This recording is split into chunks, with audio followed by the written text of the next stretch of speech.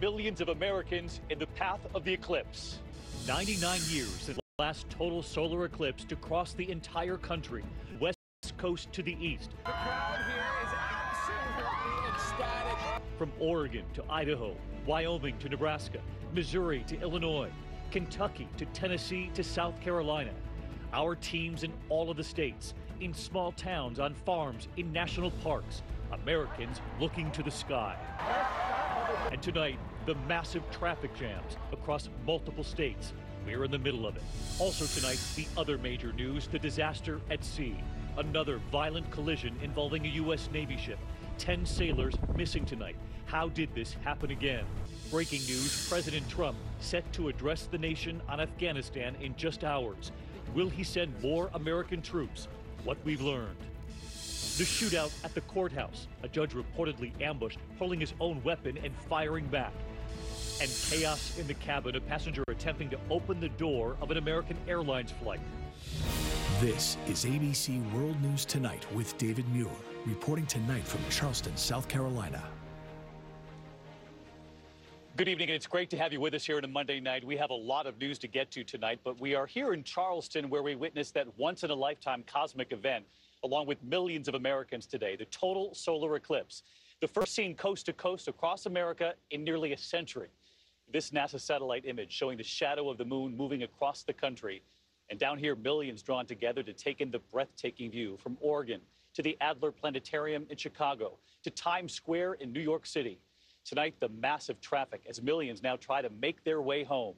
Our team across the entire country today, and ABC senior national correspondent Matt Gutman leading us off. After so much anticipation, it arrived right on schedule. The celestial matinee turning night today in Lincoln City, Oregon, the first stop for totality. Oh my, it is just absolutely spectacular. Look how dark it is, how quiet it is. The air is still. This is like being in the eye of a hurricane. Next up, the place known as Solar City. I'm almost speechless. The crowd here is absolutely ecstatic. I'm going to have our cameraman, Glenn, turn down the lights so you actually get a sense of how... Turn it off, Glenn. Let's see how dark it really is. It's pitch black here. This is the most incredible thing I've ever seen. Madras, Oregon going dark for 2 minutes and 4 seconds. Then that sliver of sun coming back. 100,000 people just in this part of Oregon outside of Madras, feasting their eyes on a spectacle that many of us will never get to see again. The shadow marching eastward, averaging 1,800 miles an hour, reaching a place known as Carhenge in Alliance, Nebraska.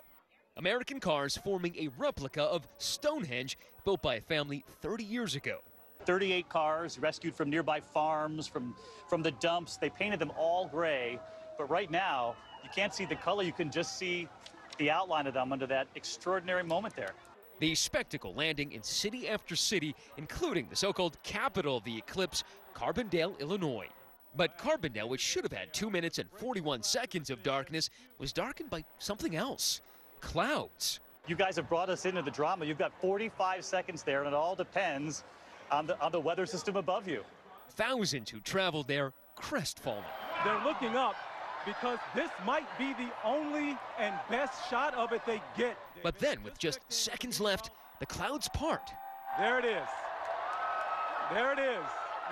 What an extraordinary gift right there in the last final few seconds. In Kelly, Kentucky, something else emerges in the sky. And we can see Venus at this point here in Kelly, Kentucky. I love the fact that you can see Venus. Even the president stepping out of the White House to watch. Finally, the last major stop for the great American eclipse, Charleston, South Carolina. The clouds cooperating. You know, it really puts us in our place as far as our role in the cosmos, doesn't it? The fact that we here on Earth are part of something much bigger. And then sky gazers starting to make the long journey home. In remote Rigby, Idaho, bumper-to-bumper traffic for miles.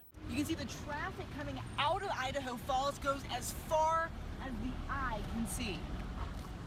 This traffic jam started precisely as the eclipse ended. People already had packed, gotten into their cars. One family heading back to California. And how long do you expect that to take you with this traffic? About 20 hours. 20 hours? Was it worth it? 20 hours? Oh, yeah! As it was for a nation of Americans soaking up the great American eclipse. That was a resounding answer from that family there, Matt. Matt Gutman joining us live tonight from Madras, Oregon. The total eclipse was really stunning, especially where you are. But now, hours later, those lines, that traffic, people still trying to get out? That's right, David. Earlier we saw the Great American Eclipse, but this afternoon we got to see the Great American Escape. And tonight, broad swaths of the Northwest in gridlock. In fact, it took people over 3 hours just to get out of the parking lot here in Solarfest. And I asked one motorist, was it worth it? She responded, it was totality worth it. You got to have a sense of humor. David. We get it, Matt. The Great American Eclipse and now the great trip home. Matt, thank you. There were so many powerful, breathtaking images. We have two more quick questions on this tonight before we move on. Let's bring in our meteorologists who were on all afternoon with me. Ginger Z in Nashville, Rob Marciano in Lincoln City, Oregon tonight. And first, Ginger, the temperature change. How much did it actually drop during the eclipse? We were expecting 10, 12 degrees. And why were we so lucky? It seemed there was cloud cover in so many locations, and suddenly the clouds opened up. It happened over and over again. Well, let's do temperature first, David. We officially dropped 6 degrees here in Nashville, but our affiliate WKRN had somebody in Gallatin, Tennessee, dropped up to 14 degrees. So there are places, even in the West, that saw a good 10 to 12 degree drop. As far as those clouds, let me tell you, the #1 ingredient to make that cloud, you need moisture, but of course you need sunlight. You take that sunlight away and watch what happens. We have this from the National Weather Service in Mobile. It's a time lapse. You saw all the clouds there. Then the shadow of the moon takes away, just like oxygen taking away from a fire, all the clouds get suppressed and squashed, and then once the sun comes back, they start building again. So that certainly had something to do with the reduction in clouds. David? Yeah, whatever the reason, we welcomed it in so many cities along the way. And Rob Marciano, NASA really wanted to study that corona today, the sun's atmosphere. We really don't see it with the naked eye, of course, but millions of Americans certainly saw the corona today. Yeah, that's something you can only see during a total eclipse. It's the outer atmosphere of the sun, a plasma of hydrogen. It burns really, really hot, and it turns different colors throughout the event. So it is certainly something spectacular to see. And Rob, that diamond ring, the stunning moment as we traveled from state to state, what causes that effect? Well, as you know, the surface of the moon is not regular, so it's the first and last glimpses of the sun before and after totality. And then the last part of that corona, it looks like a diamond ring, another surreal vision that we witnessed today. Incredible, David. All right, our team of meteorologists, Rob Marciano and Ginger Z, our thanks to both of you for our coverage all day long. In the meantime, we move on to other news tonight and to that disaster at sea involving a U.S. Navy destroyer. Sailors missing, and tonight the question, how did it happen again? The USS John S. McCain colliding with an oil tanker in the waters off the coast of Singapore. 10 sailors are still missing tonight. Even more troubling, it's the second collision for a ship in just 2 months. Here's ABC's chief global affairs correspondent, Martha Raddatz, tonight. Tonight, the crippled USS McCain is in port at a naval base in Singapore while searchers work to find those 10 missing sailors, and the Navy scrambles to find the cause of this latest accident. The gaping hole in the ship's hull giving only a hint of the horror that took place inside. It's an intolerable and inexcusable tragedy. It was before dawn when the destroyer, one of the most sophisticated ships in the Navy, collided with the oil tanker in a busy shipping lane in the South China Sea. The bulbous nose of the tanker piercing the destroyer's left side, which would be near berthing areas for the crew. In addition to those missing, 5 sailors were injured, 4 medevac to a hospital in Singapore. It is the 4th Navy mishap this year, the second major collision for the 7th Fleet in 2 months. 7 sailors died in June when the USS Fitzgerald collided with a container ship off the coast of Japan. What have we missed? Has something changed in the environment?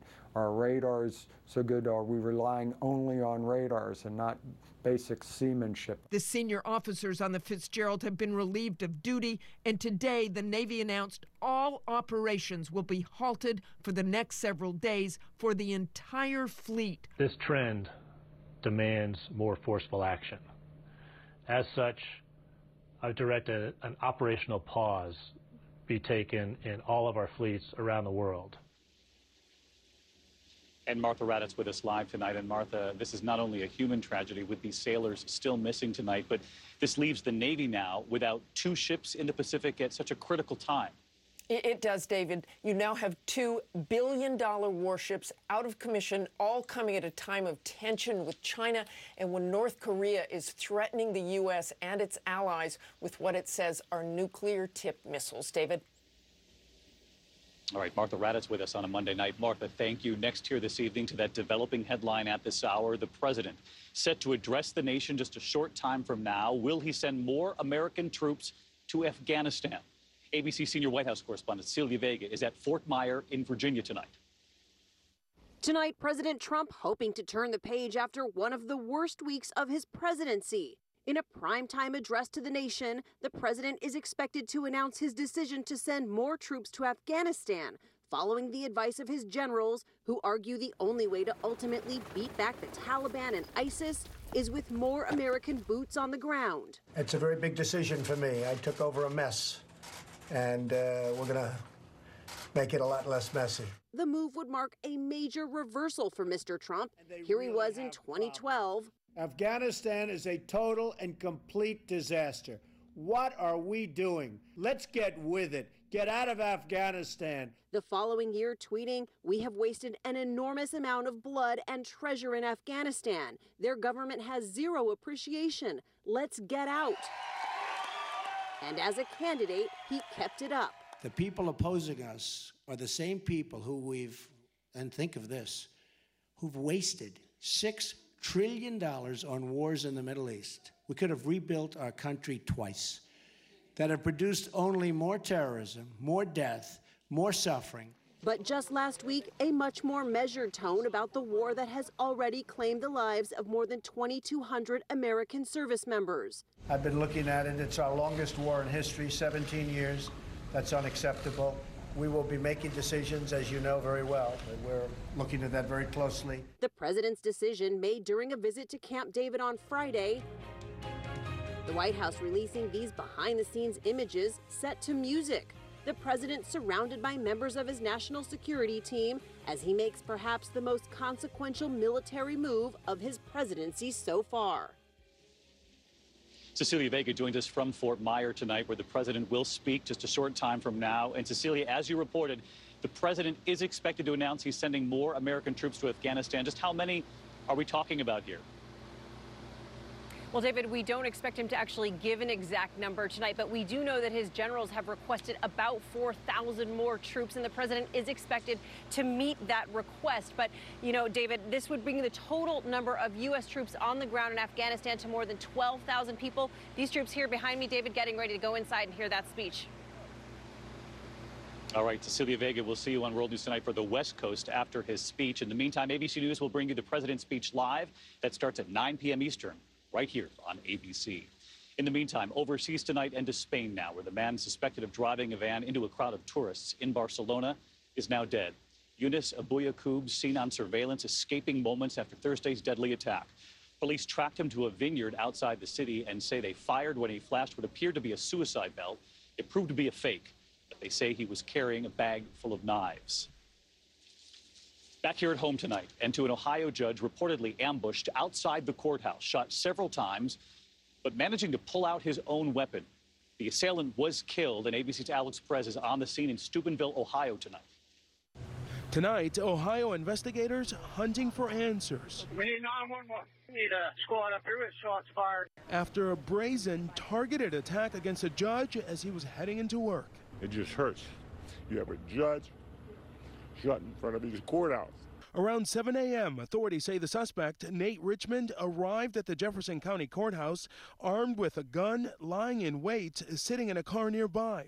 Just after 8 a.m., as Judge Joseph Bruzzese was making his way to the courthouse, authorities say the suspect ambushed him, firing 5 shots at point-blank range. He gets up to the judge and he apparently fires a shot here, and then he shoves the judge down. The judge, who carries a gun, firing back, and the probation officer nearby also returning fire on Richmond, who was killed on the scene. The suspect is the estranged father of Malik Richmond, the former Steubenville High School star football player who was convicted in 2013 of sexually assaulting a fellow student. Nate Richmond had a number of cases in Judge Bruzzi's courtroom throughout the years. Whether or not there's a connection between any of those prior appearances in that courtroom and today's action, we don't know the answer to that yet. And David, officials here say the judge